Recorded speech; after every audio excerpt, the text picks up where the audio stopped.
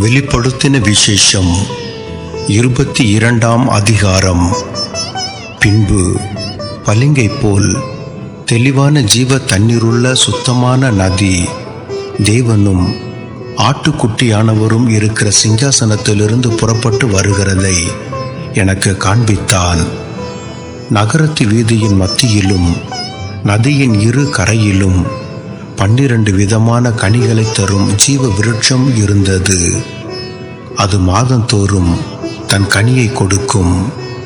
அந்த விருட்சத்தின் இலைகள் ஜனங்கள் ஆரோக்கியம் அடைகிறதற்கு ஏதுவானவைகள். இனி ஒரு சாபமும் இராது.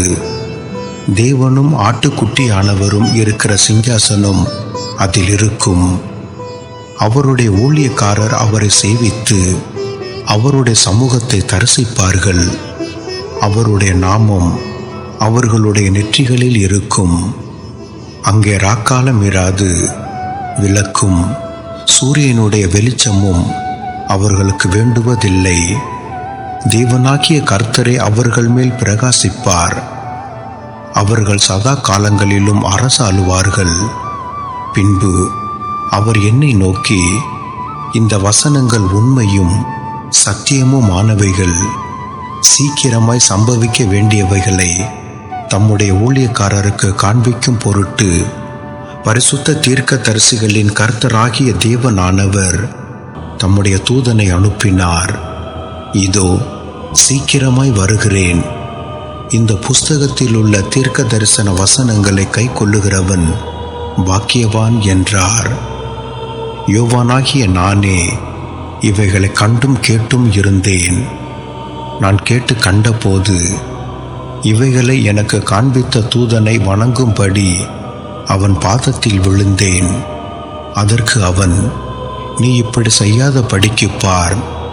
உன்னோடும் உன் சகோதரரோடும் தீர்க்க தரிசிகளோடும் இந்த புஸ்தகத்தின் வசனங்களை கை கொள்ளுகிறவர்களோடும் கூட நானும் ஒரு ஊழியக்காரன். தேவனை தொழுதுகொள் என்றான். பின்னும் அவர் என்னை நோக்கி, இந்த புஸ்தகத்தில் உள்ள தீர்க்க தரிசன வசனங்களை முத்திரை போட வேண்டாம். காலம் சமீபமாயிருக்கிறது. அநியாயம் செய்கிறவன் இன்னும் அநியாயம் செய்யட்டும். அசுத்தமாயிருக்கிறவன் இன்னும் அசுத்தமாயிருக்கட்டும். நீதியுள்ளவன் இன்னும் நீதி செய்யட்டும். பரிசுத்தம் உள்ளவன் இன்னும் பரிசுத்தமாகட்டும். இதோ சீக்கிரமாய் வருகிறேன். அவன் அவனுடைய கிரியைகளின் படி அவன் அவனுக்கு நான் அளிக்கும் பலன் என்னோட கூட வருகிறது.